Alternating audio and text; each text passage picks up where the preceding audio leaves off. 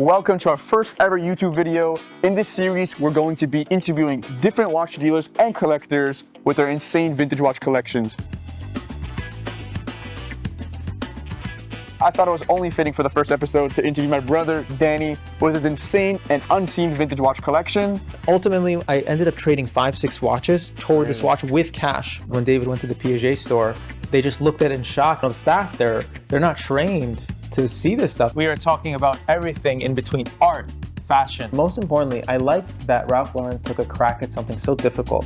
Design, the vintage watch business, the people in that business, and so much more. So stay tuned.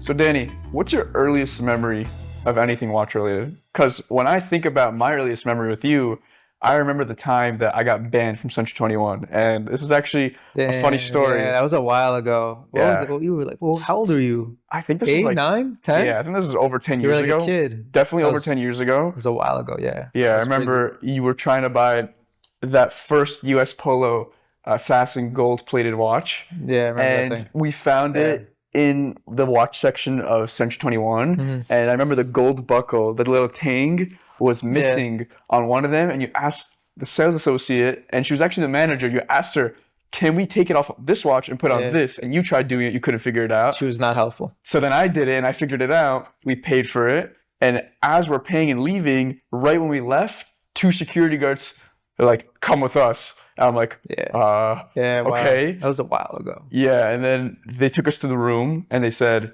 call someone, have them pick you up in 2 hours, or you're going to jail. I was like, what do you mean? We paid for it. We asked the manager. She said we could do it. How old was I? 13, 14? I think you're around there. I think I was like 9, 10. We were kids. That was like over 10 years ago. It was.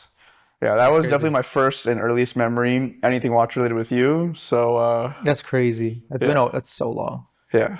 What about you? What are my first vintage watch memories, or just watch memories in general? Anything. I'll tell you, like, the most important memory that I ever had, like, it just locked in my mind.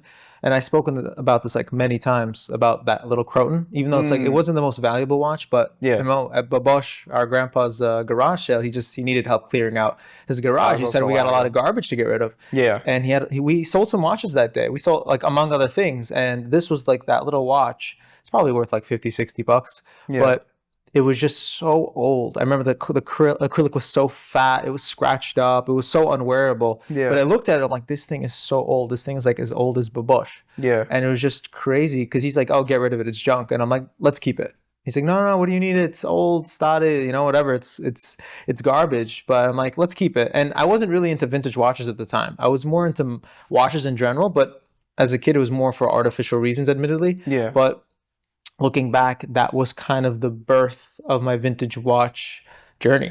That kind of just got me into vintage watches later. So we don't have it here today, right? We don't have it. Yeah, like we can link that watch into our friend Tristano's video. We were talking about, like, that was one of my first vintage watches, first vintage watch and vintage watch experience. And yeah, we were talking about our good friend Tristano. So link in the bio with that. So when buying a watch, what matters most to you? Is it design? Is it movement? Is it history? Like, when you think of buying anything, especially vintage, what mostly matters to you? That's a great question, because a lot of people are motivated by mechanics. Some people are motivated by the history, the heritage of the brand. And that's important and all, but I'm strictly a design-driven person. Yeah. And that's not just with watches, but that's with everything outside of watches. Yeah, because judging a book by its cover, and since I know you personally, I can see that pretty much every watch in this box is going to be design-driven. For example, this is probably the most complicated watch you own. It's the Patek Philippe World Time. It is also a more modern watch, and it's a beautiful watch. I definitely see the appeal design-wise because of the guilloche dial and all the different countries around the subdials, and it's a beautiful piece. So tell us what made you want to purchase this one and have it in the collection. Yeah, like, before even talking about this World Time, because I haven't owned it that long. It's been like less than 6 months. Before this World Time, I'm not really about complications. I really don't care for it. I'm kind of a time only. You see what I'm wearing daily. I'm strictly time only, at most a day and a date. I don't even set the day and date on my, on my watches. And admittedly, I'm still telling the time on the iPhone. I'm not really even wearing these watches for the time. And when we tell our clients that, they bug out. They're like, what are you talking about? Like, we're here to buy a watch. I'm like, you're here to buy a watch for the appreciation of the design, for 100%. Appreciation of the heritage. It's not about the timekeeping, because the iPhone and Apple Watch keep way better time. That's true. And it's okay to say that. It's normal. but we're all buying watches as a form of self-expression. So with this world time, I used to own a Nautilus, another cliche, typical, time-only. The 3800, right? The 3800, exactly. I used to own the 3800, a classic, iconic piece. You can't really go wrong. Yeah, it's but perfect. After owning it, I've been enjoying it, but I just saw no value. And you know, it's a bold take. In our watch shop, we're all about providing value for our clients, and I'm a client as well for myself. I'm still a collector. Before dealing, I was still a collector. So looking at this 3800, as much as I love it, I do not see $50,000 in my hand. I just don't see it. It's a bold take. So of course it's a little controversial because I just went from a Nautilus to a platinum world time reference 5010P from the early 2000s. I love this thing. I love the ice blue. I love the guilloche. Admittedly, I'm still learning how to use the complication. Yeah, I have no idea how to use it. But it's a sick look, and I love that Patek before the Patek Philippe Nautilus was all about complication. It was all about the mechanics. It was all about their heritage. Yeah. Right now, brands like Patek Philippe, AP, they're kind of, I don't want to say relying and riding on their time-only sports watches, but it's nice to see a watch like this on people's wrists. And when I wear this thing, I really do admire it. I love the micro rotor. I love the thinness. And when I see this, it makes me feel, I don't want to say like an old man, but I feel like a dad. I feel like an older guy. Even though we're not corporate, I just feel like that's the guy. He did it. Like, well, it is more of a old money, someone that has a more established collection type of watch. It's not like your classic AP Royal Oak. And it took me years to like get to this because obviously we're young guys. We want what everyone else has. We want that Nautilus. We want that Royal Oak. So when I saw this, I'm like, you know what? It took me a bit to digest, and I realized like when I put this on, I'm a different person. And that's the whole point about these watches. The whole point is like when you wear a watch, when you put on a watch, what does it make you feel? It's not about the price tag or the brand name on the dial. It's more like what does the watch like invoke? So when buying a vintage watch or a modern watch, there's a lot of different things to look for, especially when it comes to different price tags. So you were saying before how when you wear an expensive watch versus an inexpensive watch, it's all about how it makes you feel. You know, you could wear a $50,000 watch and it makes you feel 100%. like $1 million, or you could wear a $5,000 watch that makes you really feel also like $1 million. It doesn't really make a difference on the price tag. So to you, when you're buying a watch, what makes you think and what are you looking for when you're buying a watch, regardless if it's $5,000 or $50,000?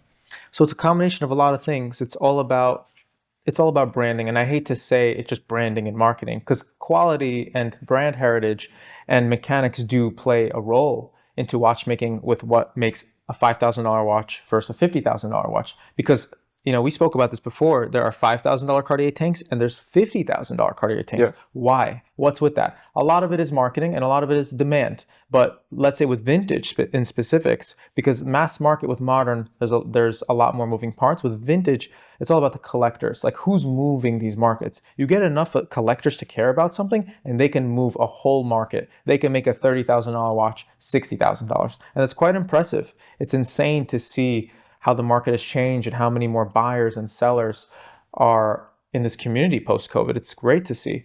It's a double-edged sword because that means less watches for the masses, less watches for us. Definitely. So it's all about, I hate to say it, but branding, marketing. And heritage and quality do play a role, but right now in 2025, we are looking all about marketing. And as I said before, it's all about how does the brand make the client feel? Because right now, brands like Patek, Breguet, AP, they're kind of riding on their heritage. They're kind of riding on one-trick ponies such as the Royal Oak and Nautilus. You don't need to hear it from me. It's been spoken about many times, but for good reason. There's only so long that we can do that. So what differentiates $5,000 and $50,000? We can't really speak for the modern world because there's a lot more moving parts at play. But in the vintage world, when our community is so much smaller, it's all about condition, it's all about scarcity, and it's all about demand. 100%. A rare watch doesn't make it expensive, but a watch in demand makes it more expensive. So people confuse these. Like you can have a $5,000 watch that's actually rare, but it's still $5,000. But you can also have a $50,000 watch that's not necessarily rare and vintage, but the demand is so strong. For example, Paul Newman Daytonas, they used to be $500,000. They're not rare watches. Even more sometimes. Yeah, sometimes. It was crazy. In 2018, 2019, the prices that we saw after the Paul Newman Daytona, it was insane. But again, these are not rare watches. There are dozens, if not 100 available at any given time. I've seen a bunch in in the Hong Kong market. floating. They're everywhere. 20 pieces at a They're time. everywhere, but they're still six-figure pieces. Why? The demand. It's not about the rarity. So people confuse that. People think rare means expensive. We have rare watches in our shop that are $4,000, $5,000, $6,000, but they're not expensive relative to the watch market. So again, to sum it up, it's all about condition. It's about quality. It's about the scarcity and the demand and the rarity. So why do you think vintage is better as a whole compared to modern watches? So this is like part of my ethos for a while. And I've been telling my friends, family, like in general, everything vintage, not just in watches, cars, wine, art. It's all about what you can't have. It's all about what money can't buy. Why buy the inspiration of something when you can buy the original? Exactly. Why buy, like anyone with $40,000 can buy a Rolex Day-Date in the AD, but that same $40,000 in the vintage world might not get you that watch. You might have to know someone on top of the money that you're about to spend. That's the beauty of it. It's all about not what you know or where to go, but it's like about who you know. In the vintage watch world, it's all about relationships. It's all 100%. about the hunt, right? We travel overseas, especially you're doing the heavy work of sourcing, of figuring out like the best of the best quality. And that's the beauty of vintage watches. It's all about the hunt. It's not about expensive. We find really cool watches for $6,000. It's all about what other people can't have, what people don't even know exists. And that's why we do what we do. Yeah, I'm going to add to that point of it's all about the rarity and scarcity. That we'll use an example of this Piaget Polo that's on my wrist right now. This watch is a perfect example of just because you have the money doesn't mean you could buy it. Like you can literally have 60 grand, but you can't just post it in a WhatsApp chat, want to buy this. And there might not be a price for it. Exactly. You can't just post it and be like, hey, I want to buy this. And someone will text you, I have it. When you post a call saying, I want to buy that Olive 40 Day-Date, I'll get flooded 20 text messages within 10 minutes. Everyone's competing for the $200, $300. Buy it. Price is this, price is this. And it's just a competition of who wants to get the lowest price. But for this, you might have to wait months, if not years, to get a jumbo 34 millimeter Polo. You can't just find it, especially in white gold. In yellow gold, it's less scarce, but still a very desirable watch. But to find it in white gold is basically impossible. So at the end of the day, it's all about money can take you only so far when it comes to vintage. Like if you really want a Ghost style Santos, you can always buy one. You just might need 10 to 15 grand, but you can't just find it in an instant in 1 second. It might take you 2 weeks, it might take you a month to find a good example, a really nice condition one. So that's definitely an important thing, that money can't just buy anything. So I definitely agree with you. You have to definitely be on the lookout and have to find the right people, especially vintage dealers. It's in your best interest to be connected with a vintage dealer like you, because you can just say, hey, Danny, I'm looking to buy this watch. Can you help me find it? Can you let me know if you see anything? Because you have connections you could leverage, unlike modern watches that you could just say, I want to buy a Panda Daytona, and then you get 40 offered to you within 10 minutes. 100%. It's a commodity. It's just like the stock market. I love to compare the Panda Daytonas, the Rolex GMTs, the AP Wear Lokes of the world as stocks. Yeah. There's no difference between trading Apple, Tesla, Amazon, and Facebook shares because you're just trading on the dollars. With vintage, it's all about finding the right watch and finding the right client that will not only appreciate it, but hold on to it and will reap the benefit of seeing that watch go up in value. I know you have a pretty wide selection of vintage watches. You have hundreds of pieces that aren't here, and I'm very interested to hear your answer, and I guarantee a lot of people are very curious to see as well. Out of all the different brands from AP, Patek, Rolex, Cartier, Piaget, etc., what would be your absolute favorite brand in terms of collecting, in terms of value, and in terms of just owning and wearing yourself?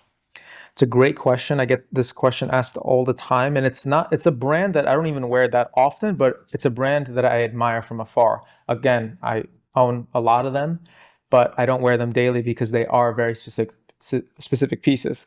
And when people ask this, it's a great question.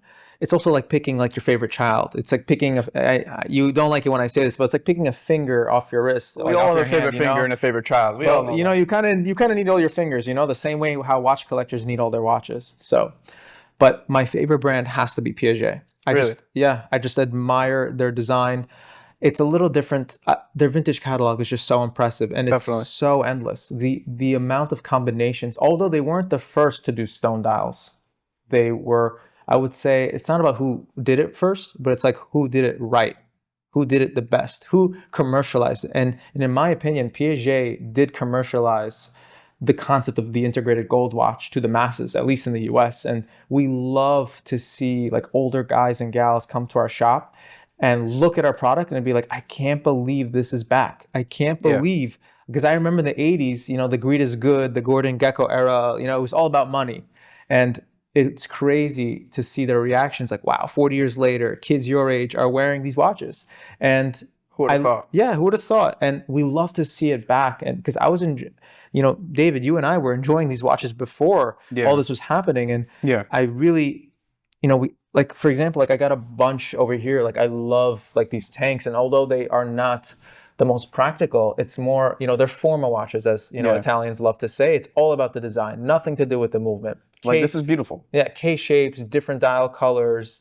It's just so funky. It's so avant-garde, and I love them. I really do enjoy them. Yeah, I love this jade one. Like, finding jade dials in general is pretty uncommon, and seeing on a Piaget is also really uncommon. It's a nice, almost Cartier-esque vibe. I would say, what's 23 by 30 millimeter. Manual wind, dude, perfect stone dial. These are great tank alternatives to the Cartier. When you think of Cartier tank, it's an when easy you think watch of to wear. tank, you think of the Cartier, right? But there's so many options with brands like Piaget and Corum, but it's just endless. Yeah. People just don't know what's out there. Yeah, like people probably haven't even seen stuff like this before, where it's a Piaget ribbed tank, especially that it's in white gold and it has a lapis stone dial. It's just uncommon. Like if you want to be a little bit more unconventional and different, and you want to stand out of the crowd, you don't want to just have a regular Paris style Tank Louis or must that you can eventually buy. Yeah, you can find it. You can always find one of these and probably wear it more than any other watch, just because you appreciate the design. And honestly, I'm with you, Danny. Piaget is definitely my favorite brand. But we see the value. Like we see, like for the money, what you get it's insane. Yeah, I definitely admire the brand. I admire their catalog. They have probably the most amount of gold pieces ever created. They have an insane vintage catalog of six-figure dress watches, and they also have the casual pieces that are just on strap, and then also the Piaget Polo, an iconic model that we don't see every single day, because people, as much as they love to collect them, you still can't just find one every single day in nice condition, unpolished, or with a cool stone dial. Like we saw one last week with the lapis lazuli Day-Date. That was a really interesting one. So to find stuff like that, it's just so special to see, and Piaget definitely knocks it out of the park. And we love sourcing them because definitely it's endless, as you say, the combinations. We're, as vintage watch dealers, like we're always discovering new product.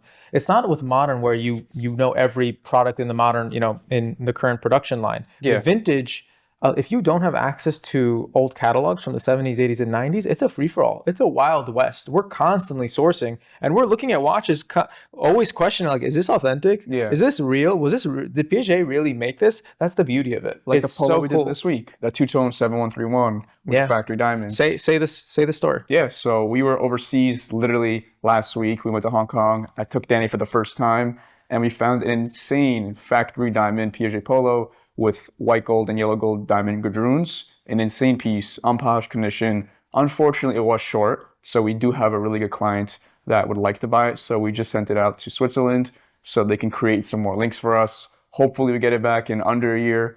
It's a lot to ask for because they are diamond links, and you know, it's an expensive watch. The beauty was when David went to the Piaget store, they just looked at it in shock, and they just never, they didn't, like the staff there, they're not trained to see this stuff. They're trained to, to sell modern Piaget. And when they see this, they're like, what's going on? What is this? Is this real? So that's the beauty with vintage Piaget. It's just so endless. And you can always end up surprising someone. So speaking of Piaget, next month is the biggest month for every watch dealer and watch collector's experience. It's Watches and Wonders. We have an insane lineup of watches that are going to be released. And I'm definitely looking forward to Piaget releasing whatever new model they make. What are you looking forward to most out of every brand that's dropping? And what do you think they will be dropping as well?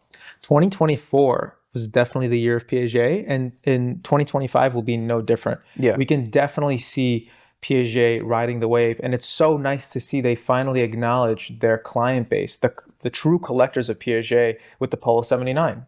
And some people might say it's expensive at that $79,000, $80,000 roughly after tax retail. But again, relative to the 1980s, that's what these watches were. The Piaget Polo, both the cuff and the round, were one of the most expensive watches you can buy. It was the most expensive watch, actually. Exactly. People don't even know that if you wanted to buy a vintage Day-Date you can get it for 2, 3, 4 grand because gold wasn't that expensive. The polos were relatively insanely expensive due to the Yeah, the craftsmanship. retail was way higher than the Rolex dated. Whoever bought the Piaget Polo, they were a baller. It's not like today where some people think you could just put the Piaget Polos on the scale and you pay maybe $1,000, $2,000 over premium of the melt. It wasn't like that back then. Back then, Piaget put money into their R&D, into their marketing, and it was a completely new thing. Yeah. It was just a new concept. Yes, it wasn't the first integrated gold watch. We have the Rolex King Midas from the 60s, but Piaget commercialized it because the Rolex King Midas, one of my favorite models, wasn't the biggest commercial success, and it wasn't supposed to be for the masses. It was really supposed to be for the ultra wealthy, such as Elvis Presley at the time. But for the Piaget Polo, it was for that up and coming class of Americans that made it. It was more like, what do you got? I got a Piaget Polo one. Yeah. So it's nice to see the culture coming back and people actually appreciating gold watches again. Personally, my favorite Piaget, like it's not here, unfortunately. I always wear my Piaget cuff, like the 7131 in 18 karat yellow gold. I love that thing. It's an icon. And I wish Piaget released the cuff before the round. Again, Piaget released the round first. And I think the cuff is more legendary. And if you ask other dealers, our dealer friends say the same thing. The cuff is a more legendary design. So it would be really cool to see if they made a yellow gold cuff or maybe a white gold cuff just to tease us. I would love to see a white gold, personally. If they made a white, but personally, I think it would be really sick to see the classic yellow gold cuff. I think that should have been the first watch they made. That's true. Because people don't know, like whoever's buying this Piaget, the Piaget 79, like the Brad Pitts of the world, the people that can just throw the $80,000, that's great and all, but like we want to see it become more mainstream. It still hasn't been mainstream yet. Like the culture really hasn't grasped it yet. We do see a lot of celebrities like wearing, integrated gold watches again, and it's cool to see. It's nice to see the younger crowd adapt. So I remember talking to one of our best clients, and he told us that back in the day, he grew up seeing these polos, and he always wanted one. He was like, I aspire to own one day. And I was like, wow, like hearing this guy telling me his story of how he started collecting watches, he's telling me that I couldn't afford a Piaget Polo because of how expensive it was. His story. And I was like, wow, it's crazy to hear. He said they costed more than the average home back in the day. And he's like, now I have 50. So to hear that milestone in life where people don't realize that when you're buying watches, you're not just buying it just for the strict value of I have 20 grand. It's more of like you're proving yourself that you made it. You're proving yourself that you were able to accomplish this, that you were able to put this whole box together of just Piaget Polos or of just what you admire. So it's very cool to see that people like him really do appreciate, and there's so many more people that really love these models like the Polo and like any Piagets. So it's really nice to see and really refreshing. Hopefully Piaget, maybe they'll listen and actually release a cuff. I'm waiting for a cuff. Piaget is, I feel like, one of the brands that definitely listens to their audience more. The fact that they released the 79 definitely goes to show that they're listening to the audience. Most brands, I'm not going to name names, don't really listen to their loyal fan base. Like if you go, we gotta ask why though. Why do you think that's the case? If you go on Instagram and you go through any of the collector Instagrams with 150,000 followers or less, you will see that Rolex is just making another model, a modern model with a different dial, with a different case. And Watch Media goes crazy. They go berserk. Yeah, but why? If they created a vintage dating, like let's say an 18238 with a nice Stella dial, and they created a modern counterpart, people would eat that up and they would love to see it. Because who wouldn't? I love Stella dials. I can't even get one myself in really nice condition because it's like impossible to find a nice one that you really admire because you want to go for that condition, that rarity, and that desirability. So to find a modern counterpart, they will be publicly out there. It won't be so hard to get. It'll just be about if you have money. But brands like Piaget definitely listen to the audience, I feel like. And I wouldn't be surprised if they released a 79 in white gold this year, maybe another jumbo. I wouldn't be surprised. Or they probably do a cuff, maybe they yellow. space, like if they were strategic, maybe they space it out. But this is the step in the right direction where this can lead to a catalog of bringing back stone dials, for example, where lapis, tiger eye, malachite, jade, mother of pearl, opal, like one of the hottest stones. Aventurine, we can't get enough of these vintage stones, like in these vintage watches. So imagine with modern watches, how beautiful it would be. I think it would actually change the world. Like it would change the watch industry so much. Maybe it change the watch culture. It really would. It would bring back the 80s. Because there's not many stone dial modern watches. If you really think about it, there's a couple dates, not so many. Pateks, honestly, not many either. APs, maybe a couple. Very, very, very few. I think, if not none. But Piaget can definitely be the one to start that, because Start the wave. they originated. Piaget, start that wave. They originated with the stone dials. So if they went back in time, said, this is one of our best models, let's say the 9200. I love that reference. I admire it. If they made a larger case size, slightly larger, and they made it more appealing to the masses, I think people would love that. With the malachite bezel, like the one we just sold. Stuff like that would be amazing if they started to recreate it in the years, because people love these gold watches. The gold trend is definitely coming back. I'm 100%. Sure you realized it. If you had to wear just one watch out of your entire collection, what would you choose for the one watch for the rest of your life? It's the same problem with, like, what's your favorite brand? It's like, I need all my fingers. Like, I need all my watches. It's very difficult. I get this theoretical question a lot because I am a collector at heart before a dealer. But if I had to say, it's the watch on my wrist. I am wearing an 18239 in 18 karat white gold with the blue dial. And the date to me, and you guys don't need to hear it from me, is just the one watch to have. It's the icon. It's forget the history of, the first watch with the day and date in the 40s. It's just crazy that it just ticks off all the boxes. Like, if you look at it as like a non-watch person perspective, it's the only watch you need. Every time someone comes in that's not a watch person in our shop, friends, family, regardless, I tell them just buy a Datejust, or if you have the means, buy a date and forget everything else. You do not need, you can skip the sub. You can skip most watches. All you need is a date. Well, a date is a pretty easy watch to wear in general. Like, out of everything I would say on this table, it's more or less you can dress it up and down, but the Day-Date was probably the easiest watch to dress up and down. You could wear this casually. Yeah, I don't really need to think about it. You could wear it in a suit. You can wear this anytime, and people will always recognize it. And the best part about it is the Hebrew day wheel, obviously. Like, people love that. And yeah, it's very subtle, and I love that about it. It's more of a personal touch. Like, since you are Jewish and you love... That's our connection. You love this type of watch. It's like, why not have all the checks in one box? We love shocking our friends when they see, like, Yom Shabbat, like that's like what does that mean? Yeah. So and it's nice to see that's in a double quick, because for me on my Hebrew Day-Date to set that thing, I gotta go 7 days around. Honestly, I don't really care for the day or date. I check my phone for that, but it's all about the design. Again, I'm strictly design driven. I couldn't care less about complications. I really just appreciate good design, and this just ticks off all the boxes. I love it. Like, if I really had to theoretically get rid of everything, something really went down, this is just the one watch to have, and I forget about everything else. So speaking of Day-Dates, I have to ask, because there's one that's like not you. Like, when I think of Danny, I definitely don't think of this.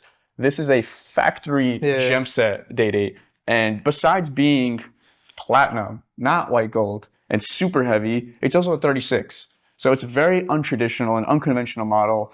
It's everything that you wouldn't assume is a Day-Date, because gem set, platinum, and 36. Most people would go for 40. Most people wouldn't go for a platinum because it's a significant price increase and you can't even tell. So what made you buy this? And why did you even decide to own this and say, I want this to be part of my collection? Because seeing this whole lineup, it's like crazy to see the difference from this to this. It's not the usual. This was a watch that I didn't know was me until I held it. It was never... Like, you know me, like, you grew up with me. This is not a watch I would wear. I'm not I wouldn't say I'm the flashiest person in the world. And this watch is the definition of flashy. Like, you see flashy in the dictionary, it's the Rainbow Day-Date Pave 36. So a watch like this, when I wear this, like, it's all about feelings. That's like we were saying before. Like, this watch makes me feel like a pop star, and I am everything but that. So this watch, I feel like a Drake. I feel like a DJ Khaled. Like, this is a watch that they'd wear, It's exactly. And it is. And I'm not a modern watch guy. But so the reason why it's in a 36, because you can find, I don't believe you can find these Pave dials in the 40. Yeah, I don't think so either. At least in platinum. This just spoke to me because it's just everything that I'm really not. But when I put it on, it makes sense. And there are some people, it's kind of like my guilty pleasure watch. I remember buying this from a friend in Florida, and I was mulling it over for days. I was like, am I really gonna wear this? Can I justify the I remember funds when you for this bought watch? this one. And David was more excited than me, because this is David's vibe of a watch. Like, David, David admittedly wears this more than me. I love the watch. It's just, I love the idea of it. I love the feeling that it provides. It's not necessarily about the value, because it's not the most liquid watch. It's more like, not a lot of people like this watch. Who's wearing a modern 36 rainbow, Baguette? Like, it's a little weird. But when I wear it, it makes me feel amazing. I feel invincible. And not a lot of watches can make you feel like that. And it's all about the feeling. It's the smile. Puts a smile the on the pearly teeth are matching the diamonds. I love this thing, honestly. So yeah, I definitely have more wrist time with this than you. You don't even wear it. You wore, I don't wear it that for often. an hour the other day. Listen, the last time I really wore it was your wedding day. So I marked this watch just for an occasion. So when David got married, like, you have to wear that watch. So this, to me, when I wear it, it means something special is happening. So David's wearing it right now. Something special is happening. That's true. And yeah, it's all about, I love that this is kind of the date on steroids. As you said, you're going from like yellow, white, rose gold to platinum. You're going from a regular dial to a diamond pavé, rainbow baguette. And I love that. I love that it's just the date on steroids to me. Yeah. So since we're talking about modern ice, let's get into something a little bit more crazy. Vintage ice. It's not something you see every day. In general, there's usually not so many factory diamond watches that are vintage that look like this. So we'll get into this one. It's the yellow gold 2960 with factory gem set on the bracelet case and matching diamonds in the bezel as well. This thing is insane. And pretty much every person that knows about the gold Santos that looks just like this is like, this is Danny's watch. So talk to me about this. Tell me what made you pick up this solid gold 2960 with factory sapphires and diamonds through the bracelet and the bezel. It is really an insane watch. And tell us, did you buy this before or after these other couple Santoses in the box? I believe this was like the third Santos. I got the gold one, the regular one, before this. Yeah. But this was like around the third or fourth one that I got. Like I own a bunch of Santoses. These are just like my favorite ones. I strongly believe in the Santos Carré. And this watch, I preach a lot about factory. I'm not the biggest diamond guy, but I do admire it when it's done tastefully. And to me, I think the Rainbow Day-Date, the pavé, is extremely tasteful. This Sapphire Santos on David's wrist is just insane, quite proportionate. Yeah, it's perfect. It's so well designed to me. Of course, I'm a nut. I would always love to change a little bit, but this watch is a story. So this was a watch that was sourced in Japan. This was my first time. This was years ago.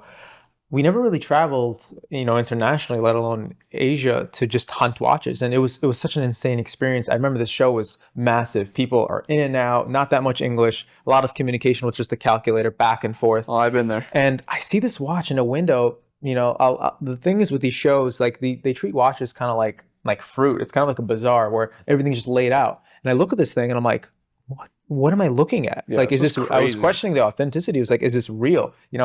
It's really hard when you're across the world, and it's really hard to how do you reference this thing? Like, who do you ask when you're overseas? So I was like mulling it over, looking at this thing. It came with its papers, but papers can be faked. So I'm looking at it and I'm like, but after 20 minutes of negotiating and the back and forth and the thinking about it, I got it. And I was so happy. Like this whole watch made my trip. When I look at this watch, I think of Japan. I think of my first vintage watch haul. And I constantly preach factory, whether it's modern or vintage. And I think that people really aren't paying attention to vintage factory enough, because it's insane the premiums that people are paying for a vintage factory Rolex Day-Date, a vintage, Patek Philippe Nautilus with diamonds on it. Imagine. Yeah, those are crazy. Shouldn't the vintage ones be more expensive because there's just less of them out there? They're better proportion. They wear much better on the wrist. So wouldn't it make sense for these vintage counterparts to be more expensive, be more desirable? The market just doesn't make sense. Well, this one would definitely be more expensive and more desirable. If Cartier ever released a modern version of this, I don't think it would ever trade for over retail. Imagine the retail price tag. Yeah, it would probably be six figures and no one would buy it. Or a couple people would buy it, but they would lose at least 40% right out of they walk the door. This thing is insane. Like, honestly, it's out of everything you have in your collection, even stuff from this box, this is probably my favorite watch you ever owned. And I see why you would never get rid of it. I love how we're synonymous with it too. Yeah. At a certain point, the watch world is so small, especially vintage. So when people are like getting to know us, this is one of the first watches that we love sharing with people, because again, our community is so small. So I want people to know, like, this is what we're about. This is what we believe in. So it's not for no reason. And this is a watch, like one of the watches that, will definitely be in our private collection. Like, I can't imagine, us selling the thing. I love this. Like, I would so wear this. It's literally an unpolished, unworn condition. Like, it has a little bit of wear, but it's been sitting in the safe for at least 10 years. You could tell from the oxidation and the way it just sits. so nice in the bracelet. It's crisp. It's like perfect condition. This is something that even if you have money, you can't just buy. Like you can literally have 6 figures and say, I want to buy this thing, and you will never find one, which is what makes it so special. That's why I love vintage, and that's why I admire this watch. And more importantly, how does it make you feel when you put it on? This makes me feel like you feel gangster. You just feel like $1 million bucks. This makes you feel 10 times better than the gold date 8. I mean, the platinum date 8 with diamonds, but this thing is just gorgeous. Just knowing that no one has this watch and everyone's just trying to rip it out of your hands, putting like demand aside, it's just like, it's kind of like God saying like I am letting you have this opportunity. It sounds a little cliche, but like you have the opportunity to buy this watch. Don't be stupid. Buy it and don't regret it. So yeah. Let's move into the next question. So what brand do you love the most, but don't love the modern counterpart? There are a lot of brands that I collect that I would never buy their modern counterpart. I would never, like their current production line just doesn't interest me at all. And I would say, specifically, it would be Franck Muller and Breguet. I really admire the neo-vintage Franck Muller from the early to mid 1990s, and specifically Breguet with their proportions and case sizes from the 90s as well. And it took me a while with my infatuation specifically with Breguet, because it's just insane that Cartier, for example, after COVID just blew up. Like it just caught on fire. But why hasn't Breguet? Breguet has hundreds of years of watchmaking, hundreds of years of innovation in the Swiss watch industry. And I love Cartier, don't get me wrong. They are the king of design. They are the king. Yeah, they have a lot. They are the king of formal watches, but it's not about the mechanics. They weren't innovative. They were strictly design. And I'm a design guy. That's where Cartier comes into play. But with Breguet, they earned their stripes. And it's insane that people just don't care about it. Like, Breguet, you need better marketing. It's just insane that there are guys my age, there are people 30, 35, 40 years old. You can't just keep targeting, people that are 67 years old. Yeah. You got to get younger people into it. Well, it is an older money brand when you really think about it. The people that are wearing Breguet tend to be more collector, tend to be more experienced watch buyer. But the thing is, it shouldn't be targeted as that. It's the same thing how people will go for a Must Cartier tank because it's one of their first watches, or go for a Datejust because it's one of their first watches. But Breguet has price points of everything from 5 to 300,000. So they have everything. So I definitely think that you're right. Well, granted, you're right. Advertising. Because it took me a while. I liked Breguet after 7-8 years of collecting. It took me a while. When I heard Breguet, as you said, it's like, oh, that's for old people. Yeah. But it's the same logic I had with the World Time. Like, what 26-year-old needs a World Time? Yeah. Like, what business does a 26-year-old have wearing a complicated Patek? None. We all, like kids our age, just 5711. They just want to wear a 5711, a Royal Oak, a Pepsi GMT. The cliche, typical, you can't go wrong with kind of watches. But as you said, this is for someone that just matured, and I would say it took me a while to like actually get it. And I saw this and I couldn't pass it up. I'm like, you know what? It's meant to be. And I love the watch. And because it's in rose gold, I do not wear a lot of rose gold. If I'm going to wear gold, it's going to be yellow gold or white gold. For some reason, rose gold to me is a little bit too contemporary. Although there are vintage rose gold watches from the 40s, 50s, and on. To me, rose gold feels too modern. And when I see this tradition, I love this reference. I love the proportions, the case.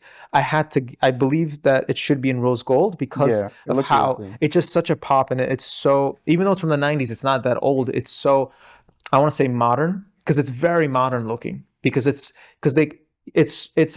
a paradox because it's a pocket watch look and design into a modern wristwatch. So I love that look of that black and rose gold. And I'm not a rose gold guy, but this Breguet really just, I like this one a lot, honestly. It's not a very incognito Breguet. Like, when you think of Breguet, you think of more guilloche dials, where they have the sub-dial guilloche and the outer dial with a different guilloche pattern, which I really do admire. And it's a very handsome looking watch. I love the open work, and and you know me, I'm not really a complicated watch guy. I'm pretty time only. Even though this is a time only and power reserve complication, I love the open work. Super crisp too.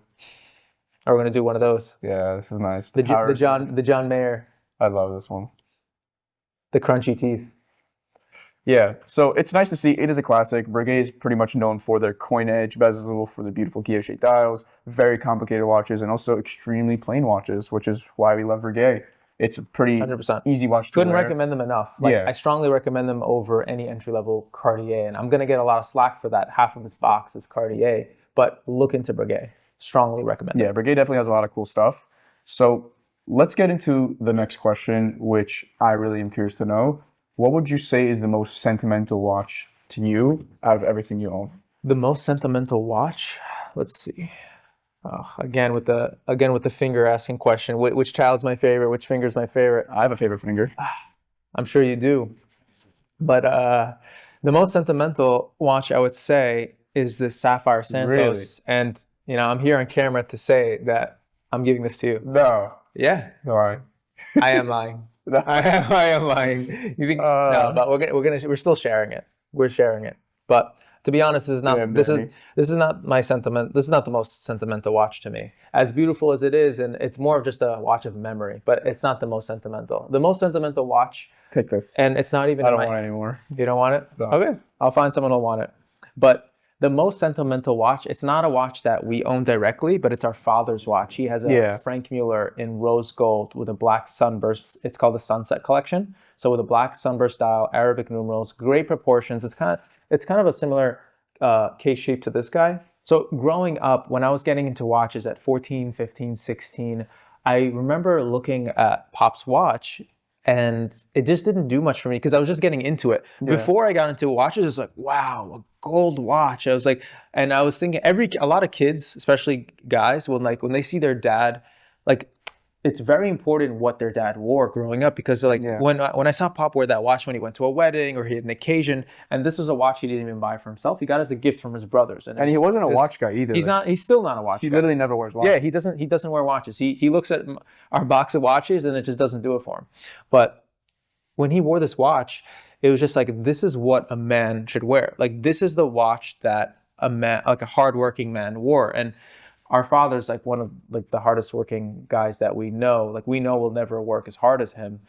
And when we see him wear that Franck Muller, he doesn't wear it anymore because it's kind of outdated. But when I saw him wear it, it was more like, oh, this is what a man should wear. This is what a man wore. So I remember when he wasn't home, I would just pick it up, play with it, put it on, and be like, I was so enamored. It's like, wow. And I didn't know anything about Franck Muller, let alone watches. So, and then I got into watches, and then I looked at Pop's watch in disdain, honestly. I was like, it's just a watch that was if you ask me, it's a pretty ugly watch, but the sentimental side of it is that it's your father's first and only watch. It was very important to me. It was our father. Because I went from this transition of like, wow, this is so cool, as like more of an artificial thing as a kid. It's like shiny gold, to I got into watches. A lot of people go through that phase of like, oh, Rolex is not the best. Yeah. And then everyone's been there. Everyone goes through this phase, and then you ultimately come back to Rolex has a place in the Swiss watch industry. And I looked at Pops Franck, and I'm like, it just didn't do it for me. And then I started getting into Franck Muller in the past year. It took me 8 years to do a full 180 on Franck Muller. I never would have thought that I would collect Franck Muller. Like, I have more, not here, but these are the more important ones to me, my favorites. I never would have thought that I would even wear Franck Muller. But in hindsight, the ones that are on the table right now are a lot more unique and special. QP, annual calendars, salmon dials. They're cool. Yeah, these are just... So it is more unique, and I definitely understand the appeal. Like, let me see the QP for a second. Yeah, like these to me is all about design. I love the iconic to know shape. It's beautiful. The Franck Muller, the guy, he worked at Patek, so you would think he's doing something right, Like, it's all about the design and the shape. The complications to me are secondary, as you know. I'm a time-only guy.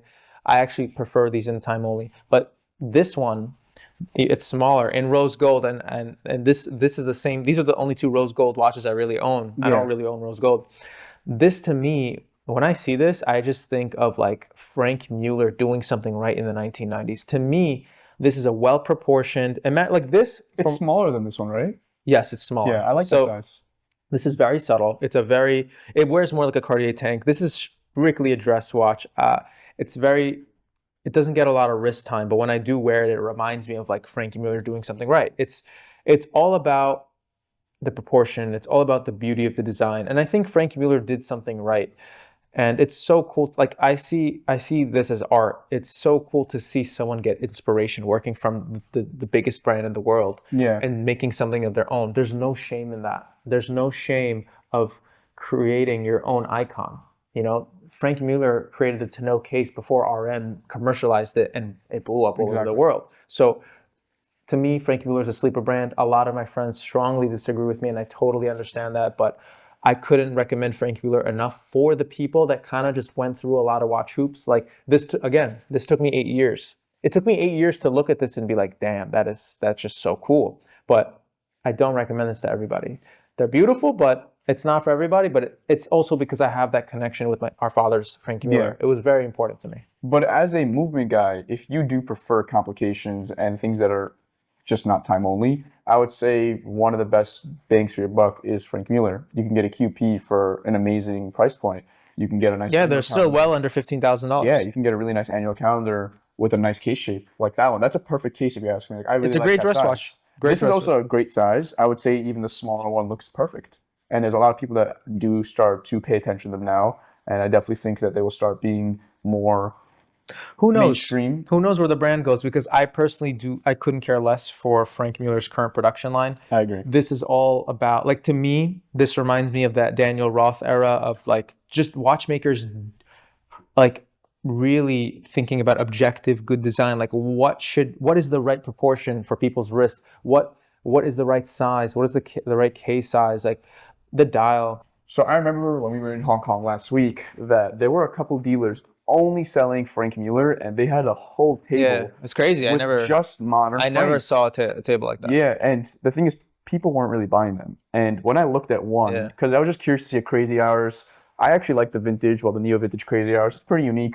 I remember we sold a couple. Yeah, we love them. People can't get enough of them. We created a little buzz on those. Those were definitely. We need more jump hours, by the way. Yeah, those are great. We need them. But the modern Franck Mullers, they don't hit as hard. Like they're too big. They're too bulky. The dials are just like plain. It's not as tasteful. There's some interesting, not as tasteful, maybe skeletons or something out there, but they're just not as good as the vintage counterpart. Same as Breguet. Breguet nowadays, you're looking at a ginormous case, super thick. Yeah. But if you go back 50 years, 60 years, you see a super confident looking watch. And the vintage ones from the 40s are extremely expensive. Yeah. You can find Breguets from the 30s, 40s. Like they didn't produce that much back then. They're trading well over, like, multiples over their modern, counterparts. Yeah, it's insane. 6 figures plus. It's insane. So let's get into the next question. During your collecting stages from early on till now, what's one thing you noticed that people would always comment on, regardless of collecting and also buying things for stock for the shop? So I remember and I still get this comment here and there because I'm not going to get too vulgar, but people would always say like, oh, that watch is for a girl. Oh, that watch is it's so feminine. Yeah. And I hear that, like the watches on this table, it's more sleek. They're more elegant. They're definitely under the cuff kind of watches. And these watches are only now being appreciated. But I remember years ago when I was wearing them, even around friends and family, people would say, take off that girl's watch. What are you doing? It's too small. It's too colorful. It's not for you. Yeah. And now those same people that are saying it's so feminine are asking if it's available. They're asking to buy one. What was once weird is now chic. So this has to be a lesson of like, buy what you like. 100%. The cliche, advice of buy what you like, it's not just to say it. We don't say it just for fun. We mean it because I was just enjoying this out of the hobby. This was before even dealing. I was just wearing this stuff because I thought it was cool. And I never would have thought that the vintage watch world would explode in appreciation for these tanks. So it's really nice to see people actually catch on, to see the end consumer wear it on the wrist. 100%. Like I would say personally, also collecting these watches side by side with you, I see that people do have a lot of comments when it comes to smaller watches, whether it's a actual lady size watch, which we do see a lot of people buying lady size watches for men's wrist. Personally, I don't like going super small. I would say 22 by 29 would be like the smallest case size for me. There are larger case sizes that people would still consider ladies, like a Rolex 5500 Air King. People would say, oh, it's too small. It's a lady's watch. But you could find a really nice unpolished example and be like, I really like it. It's a beautiful looking watch, so why not wear it? So when it comes to people having their comments, I definitely agree with you. Yeah, you heard the fair share. We'll use the example of the Cartier allure, the Baignoire. That one's definitely one of the most up there. People don't realize how beautiful the watch is in person. It's right here actually on this table. Yeah, I get a lot of I get a mix of comments when I wear this Baignoire. One of the reasons why I love the Baignoire, because it's so, I don't want to say controversial, but it's very striking on the wrist. It's it's a great conversation starter if you want to provoke people. This is probably the most conversation starter watch I ever wear. For sure. Out of my personal collection, the one I wear all the time. And people are like, what is that? Why are you wearing that? That's so cool. Both for people that are into watches and that are not into watches. Out of everything, this definitely gets the most questions because if you look at it objectively, it doesn't make sense how this case is so large, but when you put it on, it just fits so well, only because it curves so well. And it has that curved crystal, a curved case. It's just a beautiful looking watch. 22 by 47 millimeters sounds huge, but when you wear this thing, it's just like the perfect dress watch. Value on these is really good. It's the Cartier Crash alternative. People love the Crash. I'm sure Danny has a lot to say about that. It's probably been the most talked about watch in the past years. And this is the perfect alternative. Because if you're trying to buy a vintage or neo-vintage Cartier and you want something that's different, I would say that a Baignoire Allongé is probably the best bang for your buck. And they are definitely getting more popular now in the past year. I'm sure you agree too.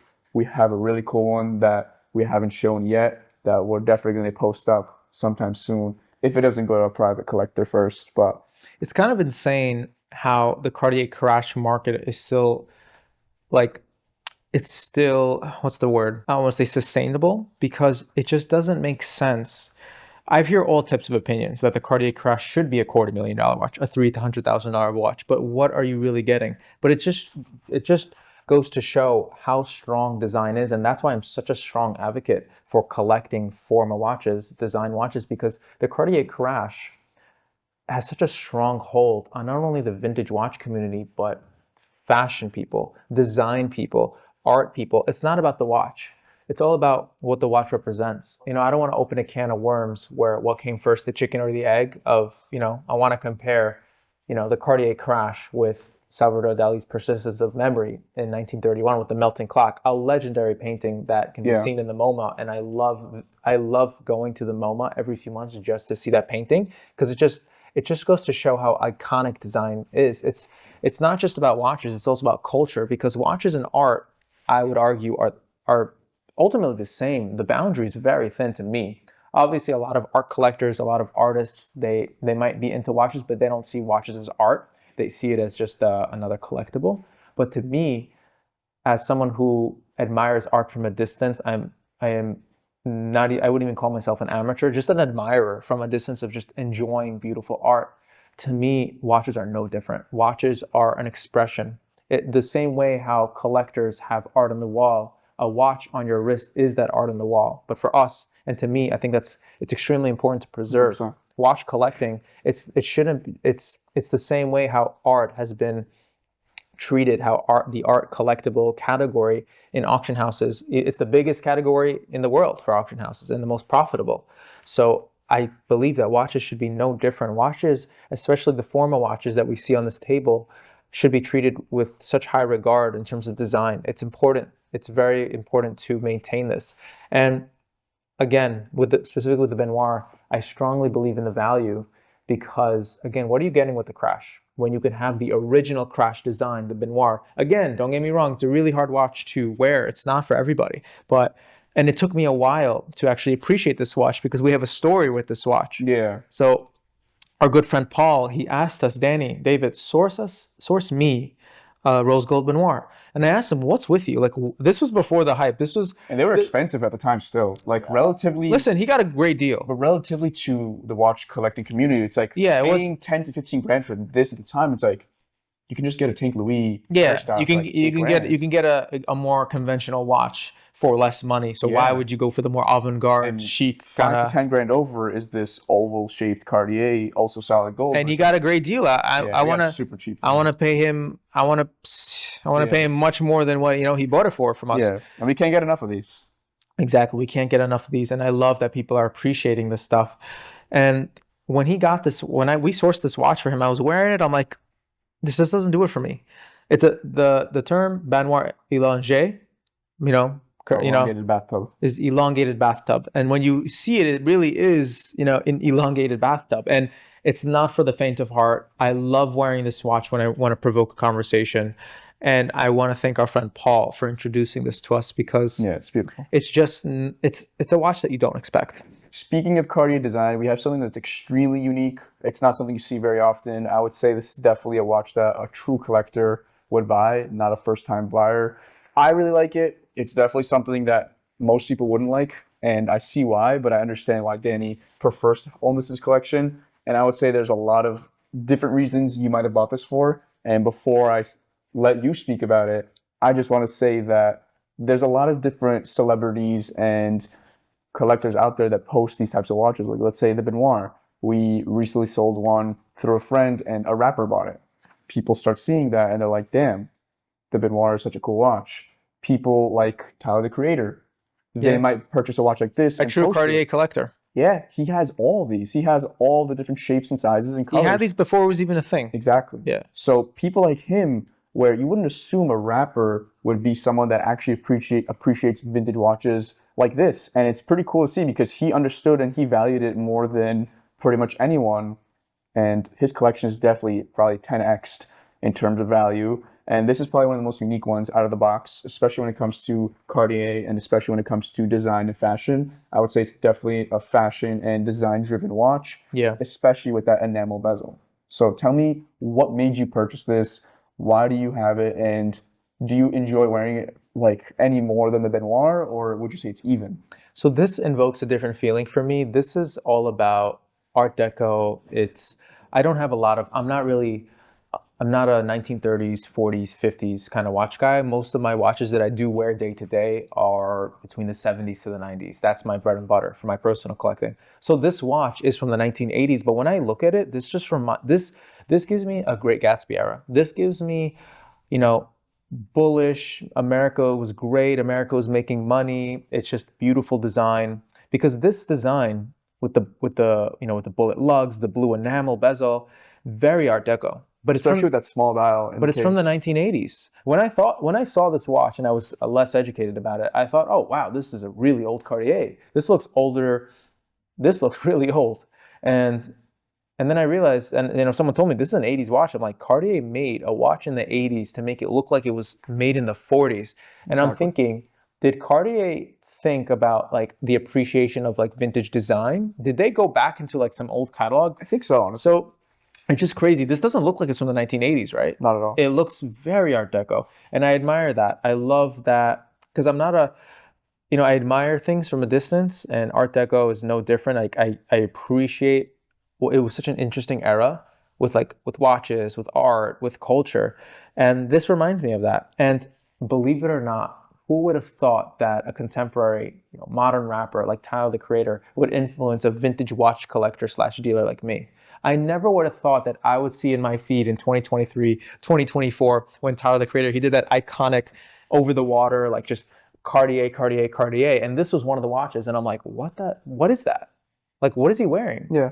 And I don't even listen to his music, but that got me down the rabbit hole of in his feed. I'm like, damn, this guy has good taste.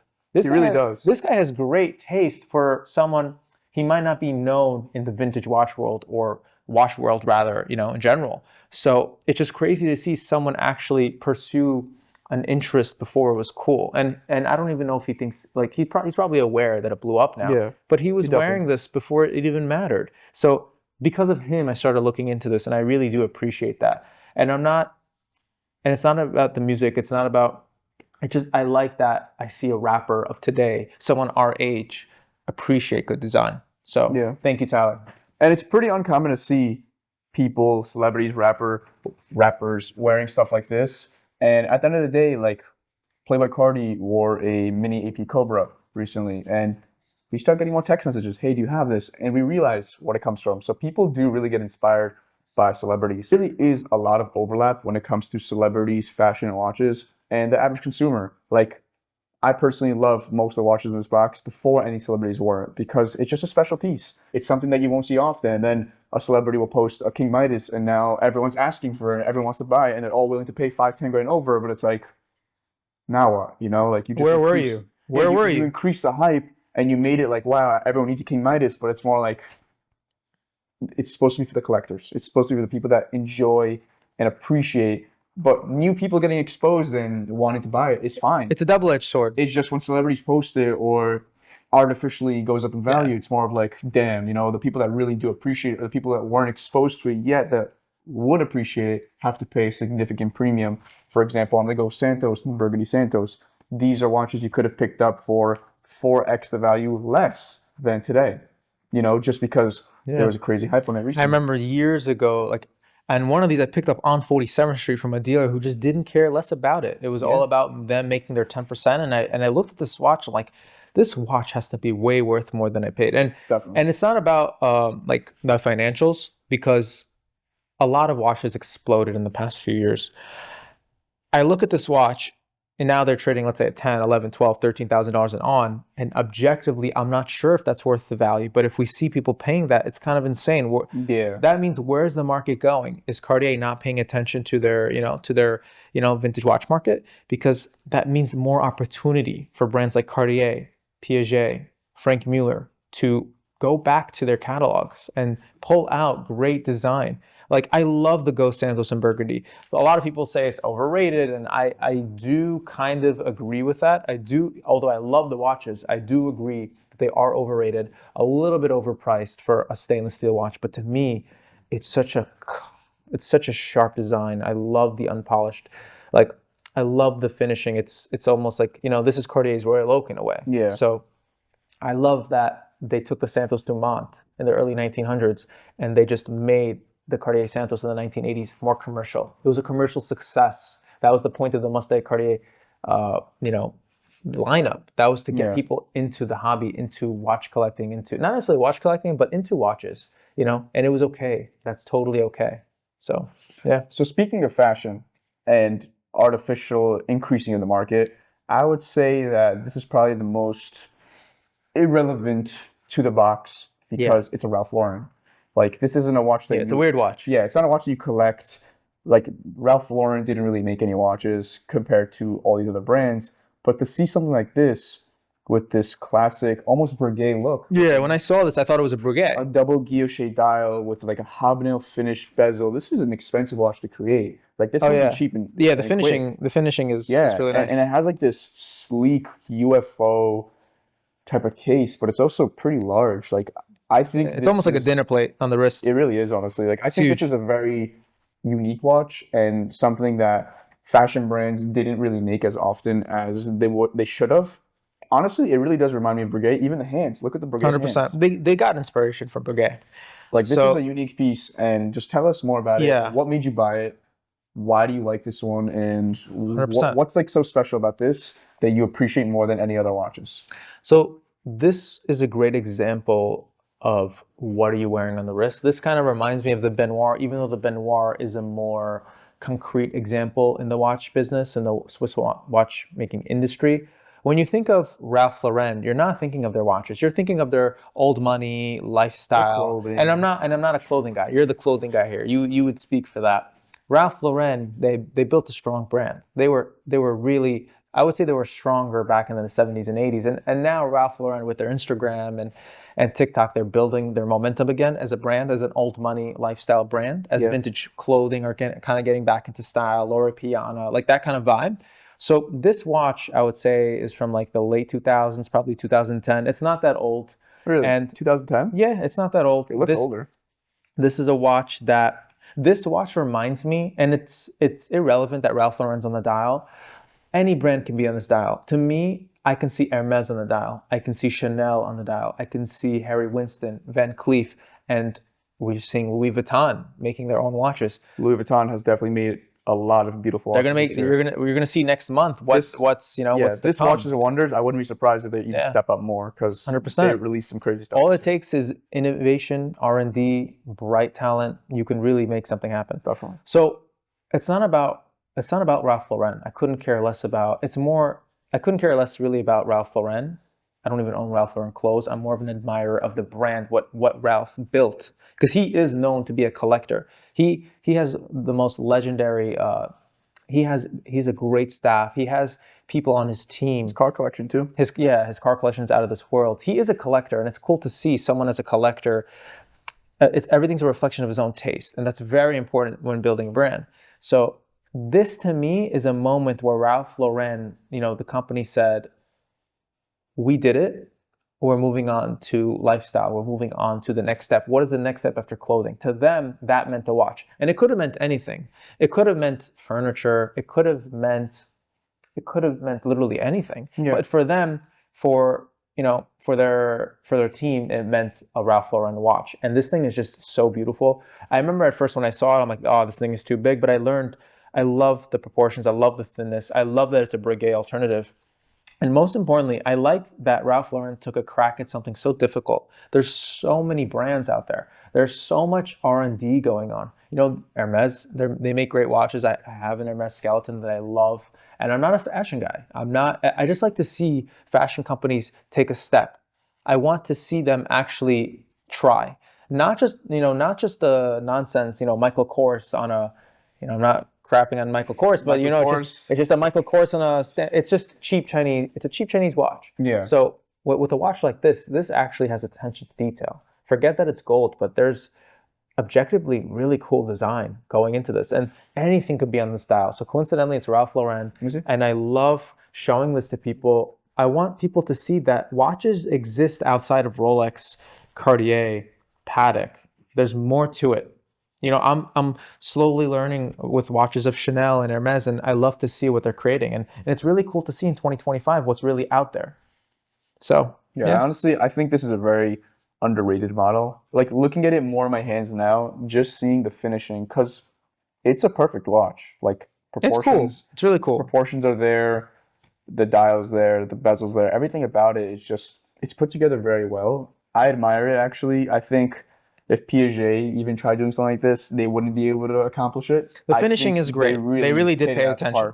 The quality is there. Breguet status quality, at least on the outside. But I haven't seen the movement. It's not even about the Ralph Lauren branding to me. It's like Ralph Lauren is secondary.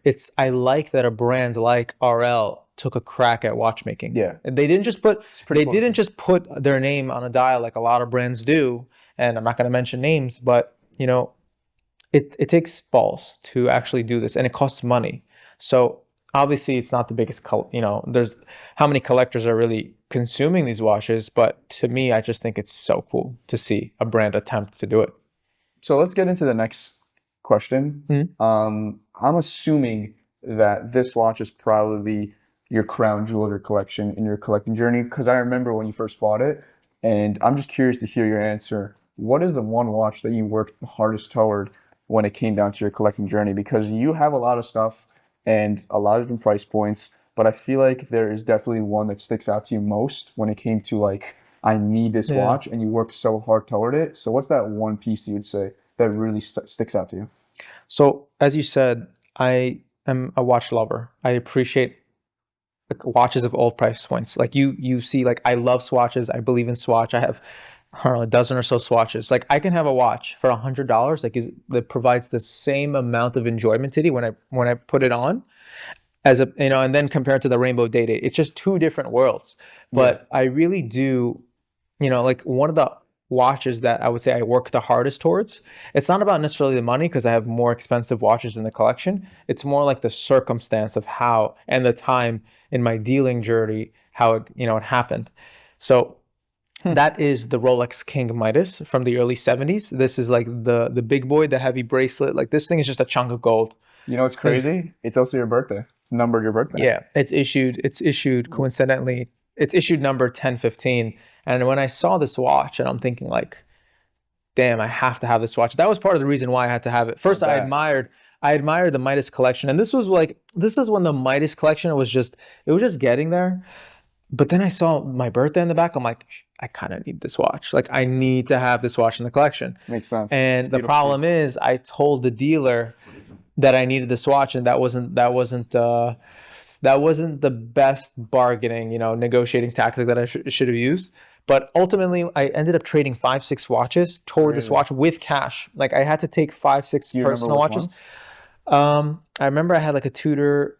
It was a Tudor Submariner, a Tudor Black Bay. There was a Rolex Status that I wasn't wearing anymore. I put a lot of watches towards this watch, and I still had to put cash on top just to secure it. And I couldn't be more happy. about the watch, and I love this watch, and this is a watch that's not going anywhere. I really admire it. It's more of a concept watch. Like this Midas and these Midases over here, I love, like, they're more concept for me. They're not the most practical watches, right? Like, these are not dailies. Yeah. But in my mind, if Elvis Presley can wear this watch, I can wear this watch. It's cool enough for him. It's cool enough for me. So I really admire it. The design is there. This was even before the Piaget Polo. Yeah. I love the Piaget Polo. David really loves the Piaget Polo. But the Midas it came before that, and Rolex was really ahead of their time. I love saying this to people because people are like, what are you talking about? The Midas really was ahead of their time in terms of design, in terms of the R&D, in terms of what they put into this watch, the cost, because this was roughly double the retail of the Rolex Day-Date. So yeah, it's a lot heavier. Whoever bought this in the 60s and 70s, they were balling. Money was no object. They didn't care to buy a Rolex Day-Date in the store because they can buy two of them. Why buy two Rolex Day-Dates when you get one King Midas? So to me, it's no different. I love the Day-Dates, and this is the one watch I'd keep forever. But this watch to me is more like you really made it. Yeah. The Day-Date is also a great example of like, I made it. Like, this is the I made it watch. Classic, quintessential, the only watch you need. But the Midas to me is that step further. Like, you graduated. Like, been there, done that kind of thing. Like, the Day-Date you move aside. Like, this is the ultimate watch. And yeah, I can't get enough of it. So what about these other two that are just peeking here in the box? We have two beautiful examples. One in yellow gold with a factory tiger eye dial, and then also one in white gold with a lapis lazuli dial, which is extremely rare, and the average collector wouldn't realize. I mean, the average buyer wouldn't realize how rare it is to find. I love this as a set. It's great, and these wear, just like the Midas, more like jewelry, because you're not wearing these watches to tell the time. These watches, as a cuff, they also like the Piaget Polo, they wear more like jewelry that tells time. And personally, I love the tiger eye combo more. It's so striking, and I love when people see it. They're like, my favorite reaction when people see this is like, this is real. I love that. That's what gets me collecting. Like, this rabbit hole of collecting does not stop, and I'm sure in 5 years, I like to say this, like, every year there's always a watch that when I start collecting. A year ago, I never would have thought that I would collect it. I never thought I'd be into it. That was the Franck Mullers. The Franck Mullers took me 8 years. The Midas, it was just a lack of education, because the Franck Mullers I was aware of for 8 years. Well, this is a very aesthetically pleasing watch to look at. Like, when you look at this watch with the horizontal, yeah, this is all about design. Yeah, all about design. The horizontal tiger eye finish on the dial with the actual bracelet, it just looks like a bracelet. It looks perfect. Yeah.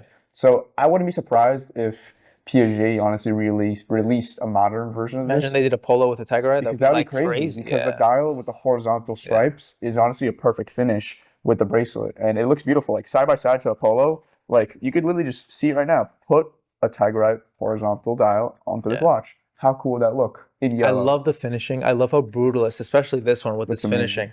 Very aggressive architecture, and it's just something you don't expect Rolex. When you think of Rolex, what are we thinking?